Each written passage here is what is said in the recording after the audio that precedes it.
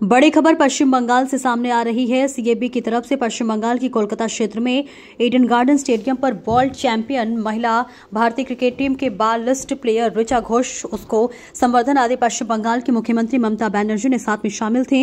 भारतीय वरिष्ठ क्रिकेटर सौरव गांगुली ने भी मुख्यमंत्री ममता बनर्जी और सौरव गांगुली ने ऋचा घोष के हाथ में सोने की क्रिकेट बैट और बल प्रदान किए और ढेर सारी शुभकामनाओं के साथ ऋचा शर्मा को पश्चिम बंगाल में पुलिस की डीएसपी का नौकरी में भी शामिल की। लेकिन ममता बनर्जी ने कहा कि सीआईडी प्रेसिडेंट सिर्फ सौरव गांगुली को ही होना चाहिए और आने वाले दिन में सौरव गांगुली ने भी कब का प्रेसिडेंट होगा यही देश देखना चाहता है। और साथ ही साथ सौरव गांगुली ने अभी कहा कि आने वाले दिन में ऋचा घोष भारतीय महिला टीम का कैप्टन बनेगा और यह भी देश का जो जनता है वो देखनी चाहती है। सीधी तस्वीर आप देखिए, ममता बनर्जी ने क्या कुछ कहा, सौरव गांगुली ने भी क्या कुछ बोला। देखिए पश्चिम बंगाल से शांतनु बनर्जी की रिपोर्ट में। क्रिकेट जे जगह पहुंचেছে आगामी 4-5-6 বছরে আরও উপরে যাবে, আরও তোমার সুযোগ হবে, আরও খেলার সুযোগ হবে, আরও পারফর্ম করার সুযোগ হবে।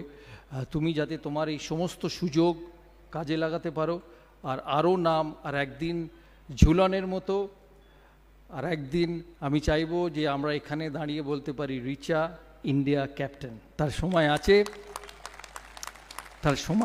তার সময় আরও, তুমি সবে 22 বছর বয়স তোমার, তাই আমাদের সবার তরফ থেকে তোমাকে অনেক আশীর্বাদ, অনেক ভালোবাসা, হার্টিয়েস্ট কংগ্রাচুলেশনস। আজকে যারা এসছেন ইন্ডিয়ান ক্যাপ্টেন ছিল এবং আমি সৌরভ হয়তো আমাকে এটা বলতে বললে দুঃখ পাবে, কিন্তু আমি বলবো আই মাস্ট সে আমি একটু আউটস্পোকেন আছি, অপ্রিয় সুপ্রত কথা বলে ফেলি, এখনও সেটাকে চেঞ্জ করতে পারিনি।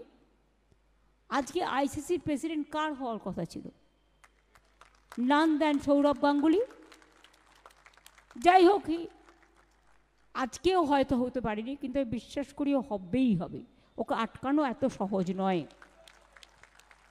আর রিচা সম্বন্ধ আমাদের এটাই, ওকে ওর ইচ্ছা পূরণ করতে দিন।